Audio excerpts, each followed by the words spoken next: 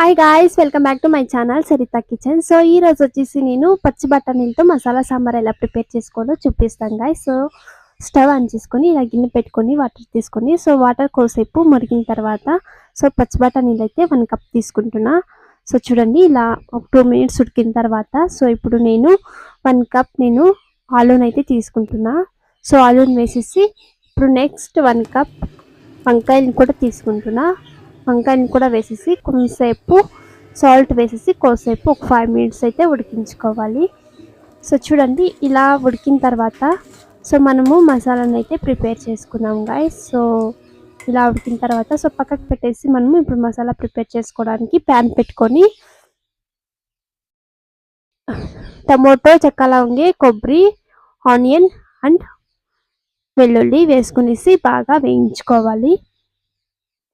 So పచ్చి వాసన పోయేంత వరకు కొబ్బరిని ఇవంతా బాగా వేయించుకోవాలి గాయ్స్. సో చూడండి ఇలా వేయించుకున్న తర్వాత సో మసాలా వచ్చేసి కారం, పసుపు, మసాలా 2 టేబుల్ స్పూన్స్. సో ఇవంతా గ్రైండ్ చేసుకునేద్దాం.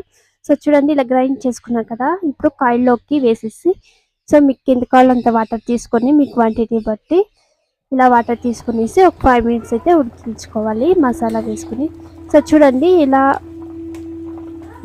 సాంబార్ అయితే ఇలా ఉడికింది గాయ్స్. సో మీరు ఇంకా వాటర్ కొంచెం తగ్గాలి అనుకుంటే సో ఇంకోసేపు ఉడికించుకోవచ్చు. సో చూడండి ఇప్పుడు ఫైనల్గా అయితే సో ఇలా అయితే సాంబార్ ఉడికిపోయింది. సో పక్కకు దించేసి ఇప్పుడు మనము పోపు వేసుకుందాం.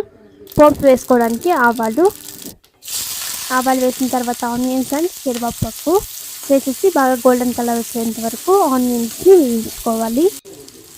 ఇలా బాగా వేయించుకున్న తర్వాత ఆనియన్స్ని సో మనం సాంబార్ని వేసేద్దాం. ఇప్పుడు పోపులోకి సాంబార్ని వేసేసి సో ఇప్పుడు బాగా మిక్స్ చేసుకునేస్తే సో పచ్చి బఠానీ మసాలా సాంబార్ అయితే ప్రిపేర్ అయిపోయింది గాయ్స్. సో చూడండి సో సింపుల్గా ఇలా ప్రిపేర్ చేసుకోండి మీరు కూడా ఇంట్లో. సో ఈ రెసిపీ మీకు ఎలా అనిపించిందో సో తప్పకుండా కామెంట్ చేయండి గాయ్స్. సో సింపుల్గా మీరు కూడా ఇంట్లో ఇలా ప్రిపేర్ చేసుకోండి. అండ్ నెక్స్ట్ వీడియోలో అయితే కలుద్దాం గాయ్స్. బాయ్. సో తప్పకుండా కామెంట్ చేయండి. ఈ రెసిపీని మీరు కూడా ఒకసారి ట్రై చేసి ఎలా అనిపించిందో తప్పకుండా కామెంట్ చేయండి.